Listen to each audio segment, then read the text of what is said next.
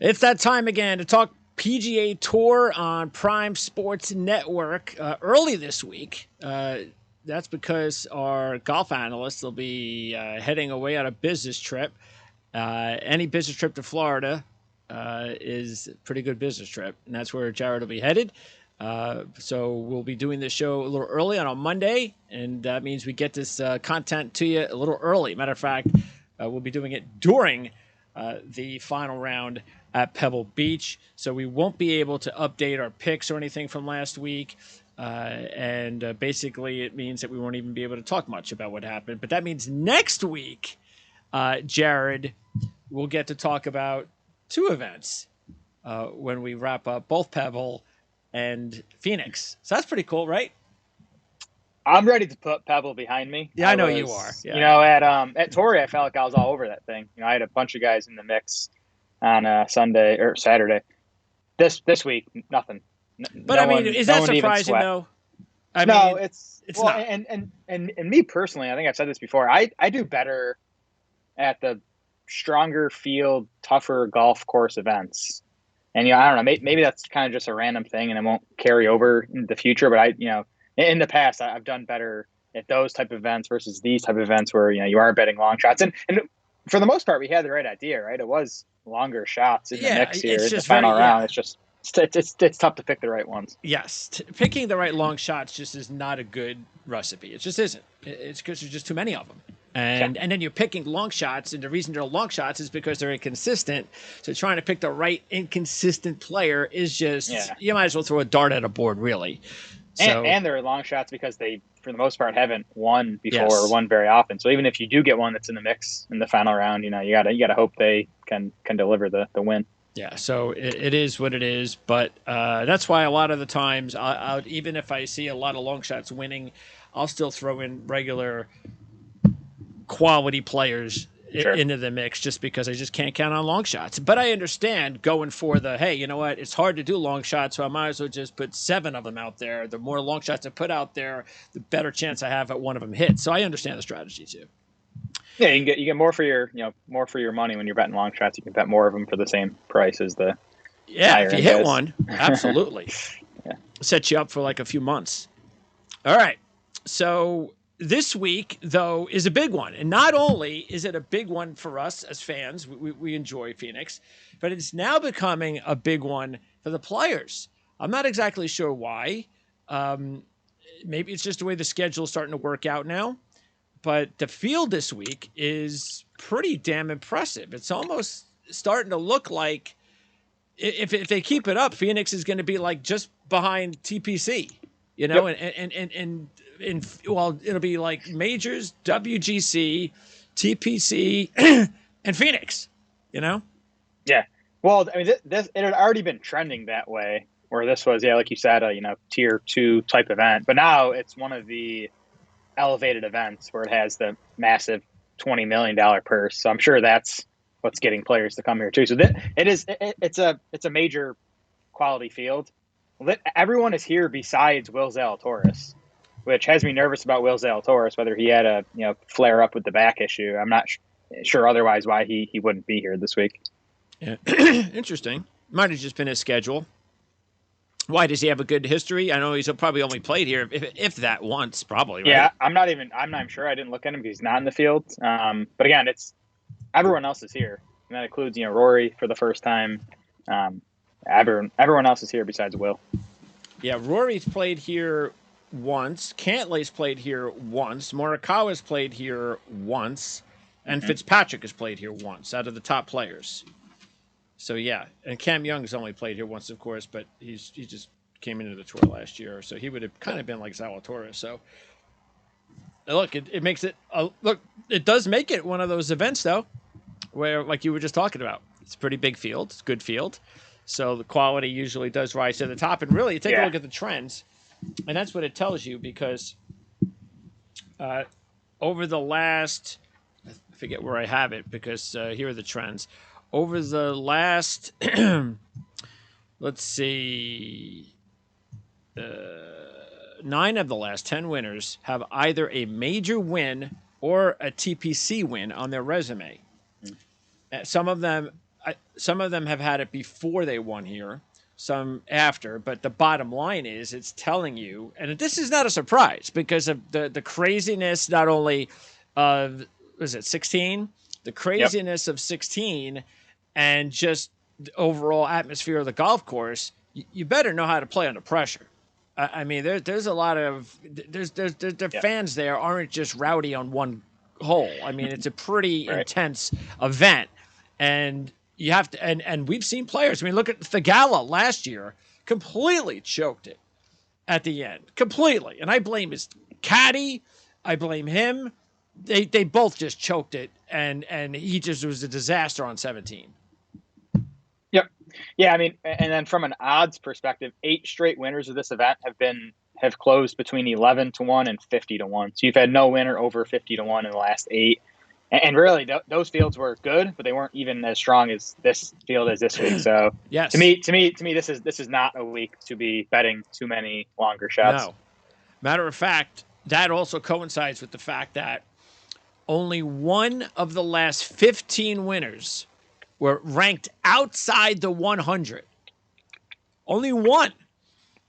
But here's the other thing that's pretty funny. If you look at it and you flip it, Hideki Matsuyama is the only player in the last 18 events at Phoenix who was ranked in the top 10 prior to winning here. He was ranked, by the way, 5th in 2017 because he won back-to-back. Keep that in mind, but that came during his second win. So he had already won here. So that's kind of interesting. I think it also tells you that not a lot of top 10 players were really coming here before. Right. So we have to preface that. But that's why it would be interesting to see what happens this week. If that kind of holds up with a field of just this, this big with a lot of top 10 players coming. Yeah, that trend would not preclude me from taking a top 10 player this week. But again, Agreed. I think the overall larger trend is you want to be focusing on the higher end players in this event because of the event and because of the field itself this season. All right, one and done. And as far as that's concerned, we both had Spieth, and he was in one of those situations. Two things happened to Spieth this week. One, I can't count how many putts he barely missed. This is driving me crazy.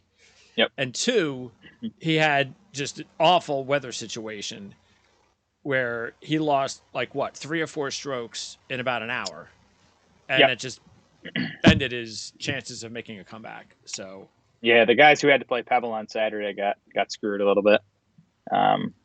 And then I watched Spieth's round on Friday, most of it, and he did miss a bunch of putts. So, and we know what happens when he gets hot with the putter is that he can, and I wouldn't be surprised if he got hot in a putter and he's contending in this event. So maybe, not a great week. I think the good news is no one had a very good week for one and done this week. I mean, Hovland did okay. Fitzpatrick underwhelmed. But Hoagie was popular. Seamus Power was popular. And none of those guys are going to top 5 even. So I don't think we're losing much ground in one and done. And again, it's these events now starting this week where the $20 million purse and next week's a $20 million purse. These are the ones that you can't screw these ones up. Yeah. So I was looking at my one and dones, and 2 of them are in my picks, but one of them that's not, and I'm really seriously considering him, is Xander Schauffele. Me too. He's not in my picks, but he's just money, top 20, top 10 on this golf course. Yeah, second best course history here over the last 5 years. Playing well, coming in. I think there's a lot of courses you could use Xander at, but this one definitely I think makes a ton of sense.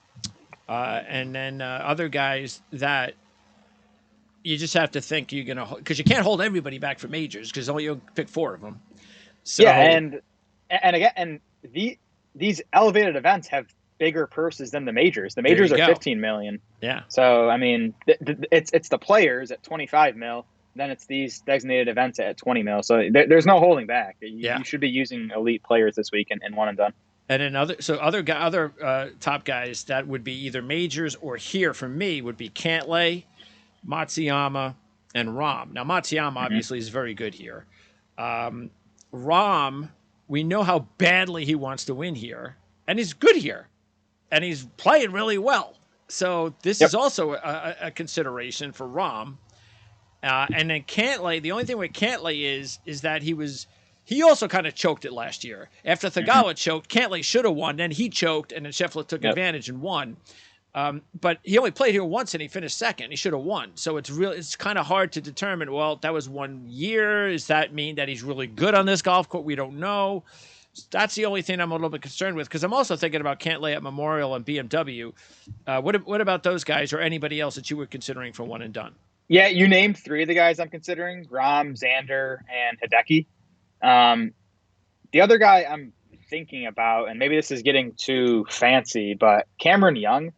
Again, he's played here once, did okay. I think he's a good fit here. We can talk more about the course, but off the tee is very important at this course, more important than usual. And of course, Cam Young is one of the 5 best drivers of the ball right now. The other thing too is if he's going to go to Live, which has been rumored, we're not going to get a chance to use him at that point for one and done. That's a good point. So I just don't know. But he had the chance last year, so why didn't he take it last year? He'd also still play in what, I think 3 of the 4 majors. So I'm not saying you wouldn't have a chance to use Cam Young. That's a good point though. So that's the only reason I'm considering using him. But honestly, it's probably going to be Rahm, Xander, Hideki. I'm going to end up picking from those 3.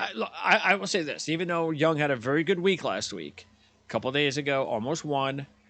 It was Answer and Young separated from the field at the Saudi Invitational, which, by the way, great job, Golf Channel, on the coverage. And, of course, that's because they want you to go buy their Peacock app, which is where it was available. But, I mean, come on. You have to put, like, wall-to-wall European – nobody was watching a Euro event. And you could have at least had it tape delayed on Golf Channel, but whatever. Fact is, Cam Young did play well last week, but the issue I'm having is that's a flight, and then he's got to come play here. No one else is dealing with that sort of a flight deal, so that's the reason. Otherwise, I really would have seriously considered taking him. So is he the only player in this field that played there? I believe so. Week? Yeah, okay. I don't really. No, I mean, he's probably flying private first class at least. Yeah. So it's not like a flight for us would be. No. But yeah, that's definitely something to keep in mind for sure. Okay. Now let me pop up. I'm just gonna do it quickly because we can't get sound when I pop this up. So we're gonna pop up your stats this week, and of course, the fun thing about having this on YouTube is that all you have to do is pop it up for 2 seconds. You can pause the screen, and you've got your information. So let's go ahead and do that. Let's just do it here. All right. Oh, yeah, let me take the Draft Sharks logo out, too. So basically, you're seeing, as always, every week we're going to show Jared's going to have the last 5 years of course history. So there you see the top 10 there. And then you've got the top 10 this week in strokes gained, ball striking over the last 12 months. So you have the information right there. There's your top 10. So let me pop Jared back on now. So tell me a little bit about why you chose that particular stat this week. Yeah, so ball striking weighs strokes gained off the tee and strokes gained approach. And again, I wanted to use that because in this tournament, strokes gained approach is still more important than off the tee. But that's the case in every tournament. The gap between them is closer this week, meaning strokes gained off the tee relative to approach is more important this week. So by looking at strokes gained ball striking, we're looking at both those things weighed evenly. So it does kind of boost the importance of strokes gained off the tee. So that's something I used in my model this week. You can see the top 10 here. No big surprises besides Brendan Steele, who we can talk about in a bit. Yes. I am making him one of my long you shots. Do have Cam Young in there. Yep, Cam Young's 4th. Rahm, who always plays well here. Homa, Rahm. I guess Corey Connors is the other surprise at 7 there. But it's really not a surprise because he's an excellent ball striker. It's putting that tends to hold him back. But again, and not surprising you see most of the top names in this top 10. Yes, you do have some major ranked players there. But as far as our picks, and we'll get to them in a minute, you got Finau, Steele. Yep. Homa, and Morikawa, and we just talked about Schauffele and Rahm being potential one and dones. So Yep. yeah, so that makes a lot of sense. And matter of fact, I'm going to go ahead and throw in our picks here now, and there they are. We'll show that there for just a minute. So going over you. So what was it about your picks this week that, because you're going to use your formula, was there anything else? Like, because I look at your picks and it's like, it's not exactly like wall to wall major players. You do have a couple of them up there, obviously, in Finau and Morikawa. Yeah, this week is tough from a stats perspective and modeling perspective. There's nothing that really sticks out about TPC Scottsdale where like you need to have this skill set or you need to be excellent this specific stat. It's kind of like a well-rounded golf course where you kind of need to be good at everything. I mean, even strokes gained around the green weighs in pretty heavily here. Putting wise, these greens are like officially Bermuda, but they're like not. They have like POA mixed in, and Okay. they're kind of funky. So again, it's kind of tough. I did look at par five scoring, which tends to be important here. There's 3 par fives, but you look at the winners here, and they tend to do really well on the par five. So I did look at that. But again, it's to me, it's a week more to just pick the players you think are playing well leading in, have played well here in the past, because again, there's no like specific skill set or stat that really stands out as being super important this week. Yeah. Well, I tell you what, let's start with some of the players we didn't pick between the two of us. Neither one of us went with the top 2 players odds wise right now, and that's Rahm and McIlroy. We both talked about possibly taking Rahm and one and done. So it's not like we don't believe in Rahm, because he's played here 7 times and he's never finished outside the top 20. So that's awesome. Which again is a reason why he's on our list for a one and done. He's coming off a 7th at Farmers, and he's still in a great run. 10 of his last 11 top 10s, 7 top 5s, and 4 wins with a runner-up. So that's as good as Rahm's ever been. And unlike Schauffele, who again we also did not pick at 11-1, but we were definitely thinking about him on one and done. 5 appearances, just like Rahm, never outside the top 20. But Rahm only has 1 top 5. Schauffele has got back-to-back top 5s, 3rd last year, 2nd before that. So he's even been a little bit better than Rahm, and he's still in a good run too. He's got 13 top 20s in his last 15 with 6 top 5s. He's got those 2 wins, but it's still starting to get a little bit further away the longer we go since he's had those wins, which is, again, another reason why plus, the thing with Rahm and Schauffele, the difference with deciding which one to go with, if that was, say, a one and done deal for me, is that, again, we know how much Rahm wants to win here. So now maybe he'll try too hard. Maybe that's a negative. But Schauffele, it's just more of, he's good with the course. Rahm really wants to win here. Yeah, I mean, Xander and Rahm are 2 and 3 in course history of the last 5 years. Xander's 2, Rahm is 3. They're both playing excellent heading in. To me, it's as always with these top guys, just the numbers. Was it plus 650 on Rahm? Just in a field this strong, like I just can't compete. And Xander is definitely his price has been lowered because of the history here. Like I think if he didn't have the course history, you'd be able to get him at 15, 16-1. It's just a bit too short for me. Yeah, that I agree, 100%. Which is I almost had Schauffele on my picks, and that's the reason why I had to remove him. It's just 11-1 is too small, in a field like this as well. McIlroy, meanwhile, he's 8-1, and again, he only played here a couple of years ago. He finished 13th. So that's the thing too, is that he hasn't really played the golf course a whole lot. So when we're trying to nitpick these best players in these types of fields, these are the things in my mind that I think kind of eliminates Rory. It's just that he doesn't have a lot of experience here. Yeah, I mean, we'll see how much that matters. I think the course should be. And he has low odds at 8-1. And that's the only reason I didn't bet Rory. To me, right now in golf, it's Rahm and Rory 1-2, and then a big gap down to everyone else. So I think Rahm and Rory deservedly are the clear top 2 favorites here. Again, if we're saying strokes gained off the tee matters more here than in most places, that's good news for Rory because he is one of the best players off the tee. So great spot for him. He'd be interesting to use in one and done too. I mean, I think he'll probably be lower owned than someone like Rahm or even Xander, just because he doesn't have the history here. But I think Rory has just as good a chance to win this tournament as those guys.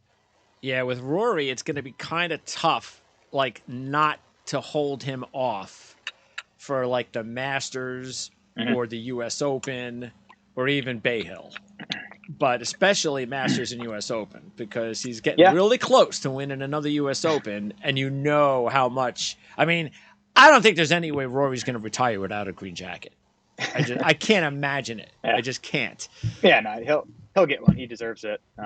So, but again, just for one and done, do you want to use Rory at a tournament that only has a $15 million purse, or do you want to use him at one of these that does have $20 million? It's a pretty sizable gap. It is. All right, and then Scheffler is also 11-1, but he'd have to win back-to-back, so that's a little bit tougher. And he's not exactly on form.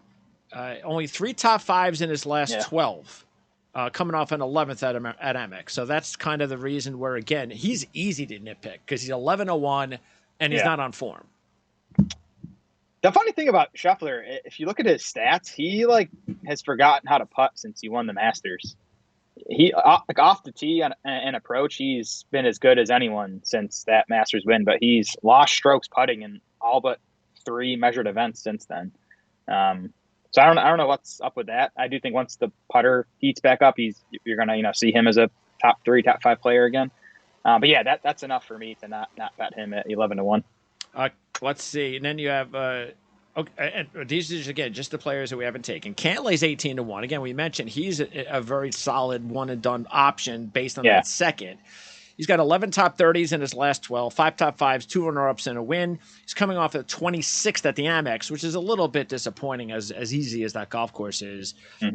But again, this is just one of those kind of – I still think Cantlay's a better one-and-done option, at least at some of these other places where he has history, including money places like Memorial and the BMW. Yeah, I'm with you there for one and done. For betting wise, I think 18-1 is actually not a bad number on Cantlay. I mean, I don't think the gap between him and Scheffler and Xander shouldn't be that big. Yes. So if you do want one of these guys, sub 20-1, I do think Cantlay's probably the best value. Yes, absolutely like that value. Agreed on that. Okay. Let's talk about a couple of my picks first, because we're around that range. So I went with my top 2 picks, as you can see on the ticker there. I went with Homa and Thomas at 16-1. And with Homa, I know it's going to be hard to win back-to-back. There's just no question about that. At least it's not back-to-back weeks. But he does have, at least he's played here 4 times. He's got a top 10. And we know how much better a player he is now. He's got 7 straight top 25s, 4 top 5s, and a couple of wins. The thing with Homa, the reason why I put him back up there, well, first of all, I was getting better odds than some of the other guys. But I just, look, we know how good he is on the West Coast. We're still on the West Coast. And I also think that this environment is perfect for him. Oh, yeah. Perfect.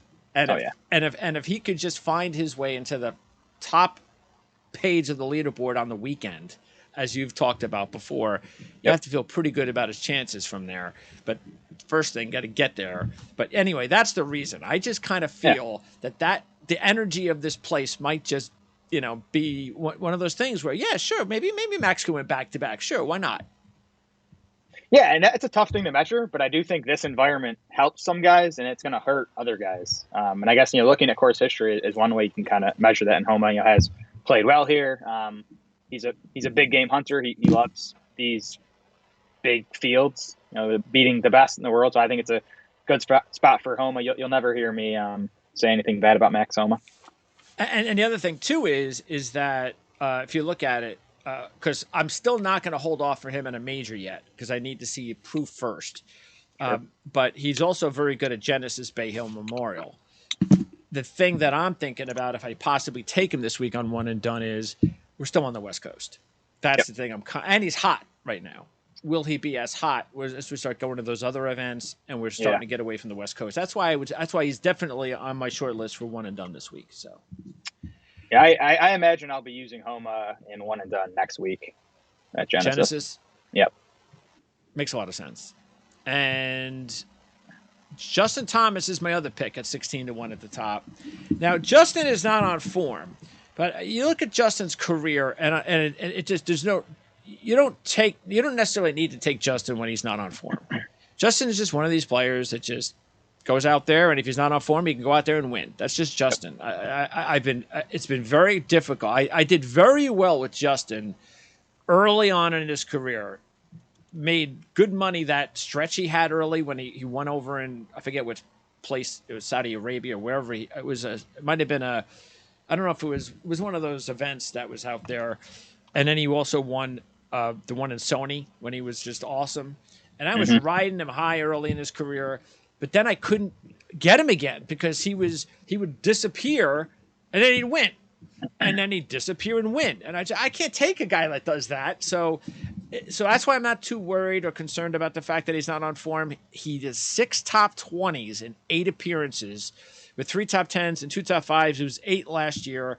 And this is also a good environment for Justin. Justin loves this place, loves this environment. And so I picked 2 guys that if they're in contention on the weekend, I think they're going to just relish the environment.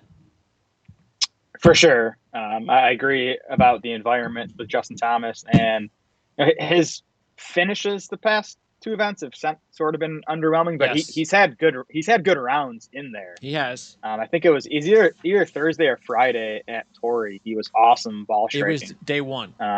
Day 1. Yeah, he had a very good day 1.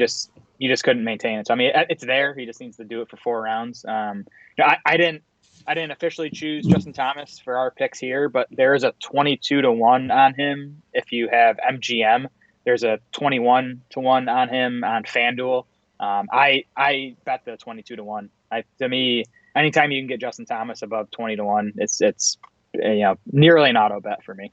All right. And he's number 1 in the course history here.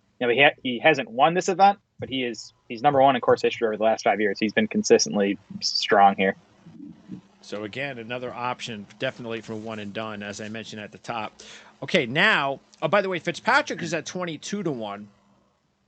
But he played well here in his first attempt last year, finishing 10th, but did not play well at all at Pebble.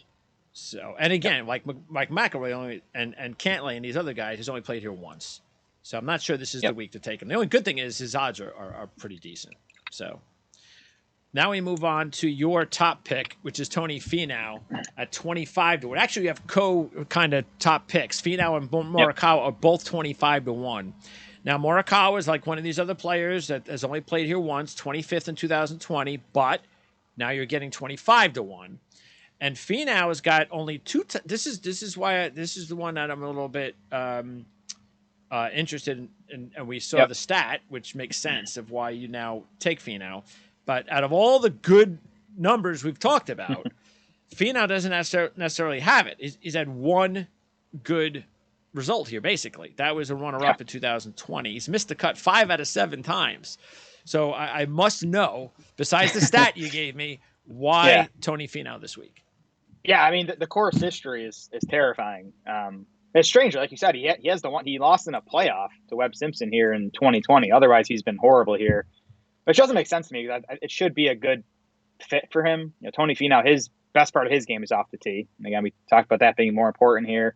I think he's a better player now than he was for those missed cuts in the past. Again, like we said, first in this field in ball striking over the last 12 months. 11th best off the tee, 3rd best on approach. There's the par 4s here. There's 5 in the 400 to 450 range, and there's 5 in the 450 to 500 yard range. Tony Finau's first in both of those buckets over the last 12 months. So that should make this a good fit for him. And he's just playing well so far this year. 7th at the Century, 16th at Amex, 9th at Farmers. He was 2nd best off the tee at Farmers. So again, I'm kind of hoping that the course form isn't a thing that's going to hold, because everything else to me lines up nicely for Tony Finau. And I do think that 25-1 is a nice number on him. And Morikawa, now this is a little bit different because he is coming in on form.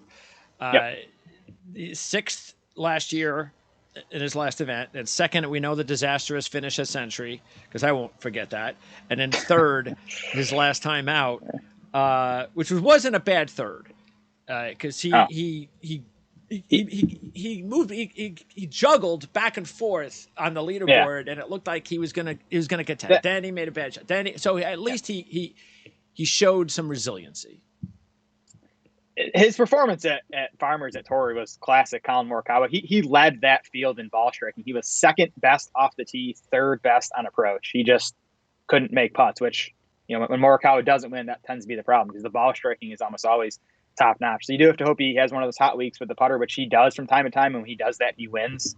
And this is another guy who's kind of just, it's a value bet more than anything else for me. I don't think Colin Morikawa should be 25-1. I think he should be 16-1, 18-1 tops in this field. So 25-1 is a close to an auto bet for me for Morikawa. All right. By the way, Tom Kim is 28-1, but he's only playing here for the first time.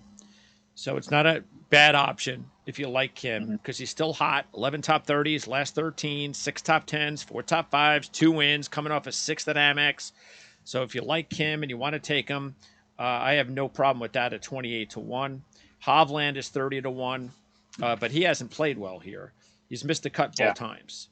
So why would you go with Hovland this week? There's no reason to take him this week in a field this good when you can go with other players. You mentioned Young. By the way, he's 35-1. He was 26th here last year in his only appearance, as we said, coming off a good Saudi week. And then 28-1 is Matsuyama. Now, Matsuyama is interesting because of the fact that if you look at it, he's been pretty damn awesome here. 7 top 20s in 9 appearances. 5 of those are top 5s. 5 of those are top 10s. 4 of those are top 5s. 1 runner-up, back-to-back wins in 16 and 17. The problem, though, and by the way, he was 8th last year. The problem, though, is he hasn't had a top 5 in his last 12 on tour. But this is as good as a course as he's ever played at, and that's why if you are thinking of taking Matsuyama, if you're not thinking of taking Matsuyama, say in a major, like I am maybe at the U.S. Open, this is as good as an option as there may be for him. Yes, for sure. On the betting side, he was one of the last guys off my list. I strongly consider him. I do think the course history is baked into his price. Matsuyama's been 35 to 45-1. That's true. He was there at the Farmers. He was in that range at the Sony even. So yeah, you're definitely paying for the course history a bit. I think he's a solid bet at 28-1. He just didn't quite make it for me. Yeah. So again, a really good potential one and done option this week is Matsuyama. Okay. Then at 35-1, Spieth, by the way, is 35-1. 3 top 10s in 6 appearances, 4th and 21. But he just is not really on form right now, because if he's not playing well at Pebble, then he's not on form. The other player at 35-1 I have in my picks, and that is Sung Jae Im.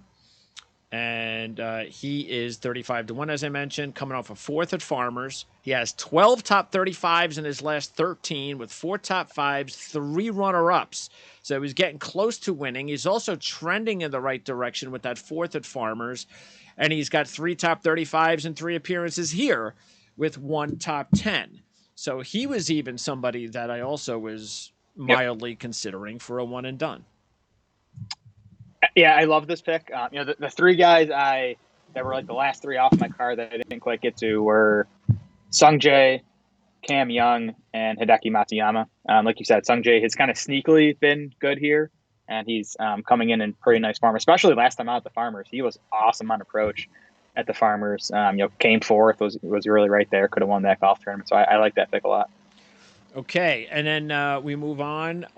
Let's, because I think we're going to take a jump now, and we might as well start with another kind of head scratcher for me, and that is your 3rd pick, Sam Burns. So again, not a horse for course guy. He's played here 4 times. He's missed 3 cuts. He does have a 22nd a couple of years ago. So why did you decide to go with Sam Burns this week? Yeah, kind of the theme of my betting card this week is just guys that I think are overpriced, value picks. Yeah, Sam Burns. This guy's won 4 times over the last 21 months. I didn't go back and look, but there can't be many golfers in the world that have won 4 times over the last 21 months. Like you said, doesn't have a good course history here, but he's another guy I think is better probably significantly better than he was for a lot of those miscuts, back in 2019 and 2020. He did come 11th last time out at Amex, gained across the board, gained in all stat categories. So I do think he's coming in playing pretty well. But yeah, it's a guy who I trust to win if he's in the mix on Sunday, and I'm getting him at 55-1. And look, if you even though he has been kind of quiet lately, ever since you can go back to the FedEx St. Jude last year, and he has not finished outside the top 35 because we're not going to count Houston where he withdrew. So he's got a string of top 35 since FedEx St. Jude, and he was 11th at the American Express. Really, the only bad top 35 was the Century. So he didn't play particularly well there. That's it. He was horrible at the Century. But then he bounced back at Amex again, gained in every category. So I'm not too worried about that Century. Yeah, we're talking 55-1 here. We're not talking 35-1 even. We're talking a guy that's in the odds category of long shots. Exactly. So value bet for me. Yep. All right. Let's see. Also, when I looked at a lot of other guys around this range, like Keegan Bradley, Lowry, Harmon, Fleetwood, Hatton, even Power, Wise, none of these guys really have good histories here or have not even played here. Yeah, again, to me, I think you want to be spending most of your budget this week on Sam Burns and higher. I don't think you want to be messing around too much with these guys beneath Sam Burns. Yeah, so let's take a look. We always have to give our long shots, so let's go ahead and do that. We've given our top picks. So there's two guys that I have that are around your 55-1. We'll talk about. So I threw Thagala in there. I figured at 50-1. Again, he screwed it up last year. The only thing that I'm concerned with is that, and we talked about this with him, he's never had consecutive top 10s. He has not yet put together back-to-back events. Sure, he's had a top 10, top 5, bad event, and then another top 10 and top 5, but he's never done it back-to-back. So that would be the thing that would hold him back here, but sooner or later that's going to happen. He's coming off the 4th at Farmers, again, 3rd last year, and he's also never won in a professional event, and you can imagine why he choked here last year after never winning a professional event in this atmosphere. But look, he is playing well. He's got 2 top 5s in his last 4, and he's 50-1. And then Ricky was at 60-1. He was another player I put into that. And the reason I did that, a couple of reasons. One is because of the fact that he's really good here. He's got 7 top 30s and 14 appearances, so he's played here a ton with 4 of those top 5s, 2 runner-ups and a win.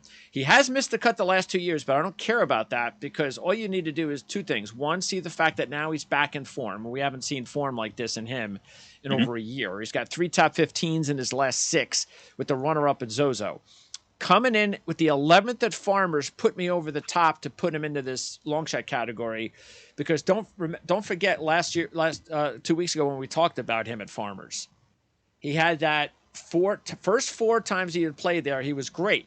Then he was terrible for like 7 appearances, and I was going, this doesn't make sense. How could he go from that to that? Well, he finished 11th at Farmers. So he changed. So something is now back to working with Ricky. Is all of a sudden he played well at an event that he was not playing well for a long time. So that's the reason I put a little bit of trust in him at a venue where he's had success before. Yeah, 11th at Farmers, putted well, but he was also really good on approach. He gained strokes off the tee, so he did it kind of how we want to see a guy do it. And yeah, like you said, 2nd at Zozo. He was also 6th at the Fortinet in September. So he does seem to be turning it back around, and this is a good course for him. He's 5th in our course history over the last 5 years. Definitely a guy who I think relishes this environment. So yeah, I don't hate the Ricky bet. And then we both have 130-1 odds picks. You have Brendan Steele, and I have Pazudenhout. And Your boy. I've mentioned before I've won money back-to-back weeks on Pazudenhout in Europe when he won those events. So I'm hopefully I'm going to land him when he wins here. But I like him in this situation as a long shot because of the fact that he's got 6 top 30s in his last 8. 2 of those are top 5s, and he's coming in from an 11th at Amex. He shot a 62 in round 3 there. And Phoenix is like the closest like event you're going to get on tour to like a lot of those events over in Europe. like those kind of like sandy kind of events. So Sure. I think this might actually be a good course for him, and he's never played here before. But to me, like you had said, it's very hard to take any of these 100 to 1 long Yeah. shots in this week. So I didn't have a lot to choose from. You Yep. went with Steele. Yeah, just for the ball striking that we talked about. I mean, second in this field in ball striking over the last year, and everyone's in this field. That's crazy to me that Brendan Steele is second. He's fourth best in strokes gained off the tee over the last 12 months, 11th best in strokes gained approach. Last 3 times here for Steele, 30th, miscut, miscut. Prior to that, though, he had made 8 straight cuts at this event with 4 top sixes. So he does have some prior course history here. So again, I'm just sprinkling a few bucks on these long shots, but I do think 130 to 1, Brendan Steele. If he can find a hot putter this week, he could be in the mix. And he is trending in the right direction. So he's improved each time out this year. He's played 3 events this year. He's improved each time, including his last event, which was the 20th at Farmers. So if he keeps it up, he might be in contention this week. All right, and then your really crazy long shot was Luke List. So you threw Luke List in there at 250 to 1. Why'd you do Luke List here? Yeah, I think he should be 150 to 1 in this field, maybe even a bit lower. So we're nickel and diamond here, but I mean, Luke List won at Torrey Pines last year in a pretty good field. Like, I like that he showed that he can win on a big golf course against a tough field. 14th in ball striking over the last 12 months, so didn't quite make our top 10, but he's right there. He's 8th best off the tee. He's a really strong off the tee player, which I like here. Has an okay history here. Missed the cut his first 3 tries, but he's made the cut in 3 of his last 4. Top 30 in all 3 of those events. So again, just one of the very few long shots that has shown he can win against a pretty good field, which it makes me like Luke List at 250 to 1. Okay, now as far as players that just barely missed my list, and also I'll throw probably a buck on across the board. I was thinking about Billy Horschel. 80 to 1 big odds on Horschel with 6 top 30s and 10 appearances, 2 top 10s in the last 3 years. So man, I wanted to bet Billy Horschel. Something's wrong. Something's up with him. He's fighting his swing or something. He has lost strokes off the tee in 5 of his last 6 events. He's lost on approach in 2 of his last 5. Yeah, he's just not playing well enough to me. But I mean, 80 to 1 for a player long term of his caliber with this course history. I mean, I thought about it. I just can't with the way he's playing. But like you said, no top 5s since his win at Memorial. Yeah, he's struggling. That's going back a ways. Bradley, I would have liked to have taken because he's playing. We had talked about it, but he does not play well here at all. Mm-hmm. Also, let's see, Hoagie is 80 to 1. He's been okay here. Norman was 6th here last year at 70 to 1. KH Lee at 80 to 1 was runner up here a couple of years ago. KH Lee loves the TPC courses too. He has a really strong history, and I don't know if that means anything. But... Okay. Let's see. Poston, I was thinking about, and then you have him on your list too. I think he's 10th on your list. 10th in course history. Yep. Yeah, because he was 11th 2 years ago, and in his last 4 events, they're all top 25s, including coming in 6th at Amex. So at 80 to 1, I was thinking about him a little bit, but he just did not make it. By the way, McNeely has a shoulder injury, so I doubt he's even going to play this week. I don't know. That might have been a quote-unquote shoulder injury. He just wanted to get out of there because it was maybe not very pleasant weather in Pebble Beach. You might be right.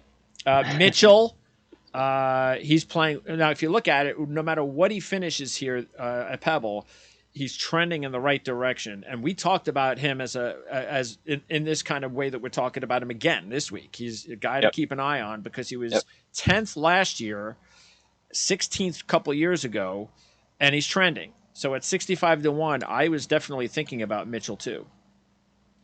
And he's a guy I'm definitely going to be probably batting once we get to the Florida swing. He won at Honda. He tends to play well down there. Well, look, that's another thing. Remember, we talked about time of year. He wins at Honda in March. He played well this week, and he played well here last year. So maybe this is the time of year that Mitchell kind of gets going. Yep. think so. Let's see. Spawn was another 80 to 1. He's got 6 top 25s in his last 8. 5th at Century. So that was something I was thinking about. It's nice to see Taylor Moore. He's another one of these players to keep an eye on.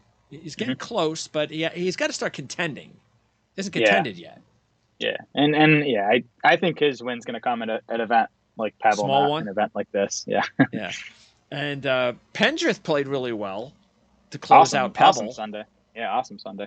So he's never played here before. He's 100 to 1. Higo, you liked him last week. Yeah. He didn't play poorly. No, he had some really strong rounds again. I don't think Higo's going to win this week. This event. 21st last year, and he's 150 to 1. So again, these are just some of the guys that. What do you think about Taylor Montgomery here? Taylor, I just, the thing I'm a little bit concerned with is, well, first of all, if he's 50 to 1, that's just ridiculous considering. Right. Now he last I looked, he was 75 to 1 on FanDuel. That's more like it. So that was enticing. He's awesome off the tee, which we've talked about is important here, and he can get super hot with the putter. So I just don't know if he's going to get his first win here. That's the thing. It's the first time thing. Look, again, it's happened. Mention that in the trends. If you look at it, two of the players that did not that were not, because again, I think we talked about it. Yeah, 7 of the last 10 first-time winners scored a previous top 10 prior to winning here. 2 of them were first-time winners. First-time appearances. So they didn't qualify out of that 7 out of 10. By the way, the other guy was Stadler, and he finished 11th. So basically, you want a player here. It's also good to know that you've had some success here before. Again, which is not a surprise considering the golf course. But again, Montgomery might fit into a Brooks Koepka in 2015 or Kyle Stanley in 2012. Never played here before. But then again, when Kyle Stanley won in 2012, he didn't have the field that Montgomery has to deal with this week. I'm with you that 50 to 1 is a no-go, but 75 to 1 gets a little interesting. Yeah. Why not? Absolutely. The only question we have is that last event, was that a sign that he's no longer in that groove that he was in? Sure. But we'll find out this week. Yep. All right. So Genesis next week, right?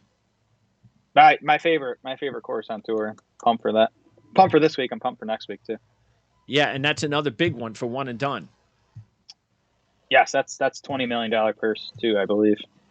Let's see. What do I have here? My short list of Genesis one and dones. We got Tony Finau, Max Homa. I got Morikawa. I've got Hovland. Those are my main 4 that I put on this list. And I also put just the usual suspect. I have Cam Young in here because he played well Genesis last year. That might be a good week for Cam Young. Makes sense to me. I know Justin Thomas has had some high finishes. Justin Thomas, Scheffler, and Fitzpatrick I also have. Yep, and it's going to be another week to use an elite guy. Yeah. How many more weeks? What's after Genesis? We go to Florida then? Is it? Oh, Honda's after that, right? Yeah, I think so. I think so, yeah. We're already in Florida. Wow. Then it's Honda. Then it's Arnold Palmer. Oh, okay, there you go. Bay Hill. Then it's Players. Wow. So it's going to be, is that 5 out of 6 or 4 out of 5 of big money events? That are elevated? Yes. 4 out of 5. 4 out of 5. Yep. So we got to come out of here with a couple stretch, of wins. Big stretch. Got to get hot. Yep. Absolutely. All right. So can't wait to talk about these events, especially the Super Bowl final round Phoenix waste management event on our show, which will be back on a Tuesday. Again, it's always good to record a show on a Monday. It gives everybody an extra day to take a look at what we have to offer here on the show. Don't forget, please, if you enjoyed the video, like it, subscribe to the channel so you don't miss it. Any of these future shows. Jan Stevenson will be back at some point. We'll have some other future guests as well. So it's not just Jared and I talking all the time all year. So we'll give you some of those those opinions, more variety here, and all that's always so good to add to the mix because you can't have more variety in handicapping golf. So, Jared, appreciate it. One more week, by the way, for football. Draft Sharks, huh? Yeah, Super Bowl should be. I don't know who I'm picking in that. Yeah, you gotta pick yet. I'm taking the Chiefs. I just the two Chiefs, things yeah. I'm taking them is that anytime I can get a edge on the head coach and the quarterback in the Super Hmm. Bowl, I got to take it. That's the thing. I mean, I think the Eagles roster is better, but yeah, edge to the Chiefs at coach and quarterback. And the other thing too, I think people are worried about Mahomes' ankle. I'm not. I think Jalen Hurts' shoulder is just as big an issue. He has Good not point. been good since coming back from that shoulder injury. No, that's a So good point. Yeah. I'm kind of leaning Chiefs too, but haven't made an official pick yet. Yeah, because if you look at it, the Eagles not only, I mean, the Giants were not even. That's just come on. You just Yeah. he got handed a week off. But Yep. then after that, you played a team that was down to their fourth and fifth string quarterback. So come on. Yeah, they got another week off. Yeah. Yeah. So Yeah. I mean, yeah, and the AFC was clearly the better conference this year. Everybody knows that. It wasn't even close. for sure. So yeah, there's a lot of point, but we understand why the Eagles are the favorite. It's not a surprise. All right, Jared, appreciate it. We'll talk to you again next week. Thanks, Greg. Good luck. See ya.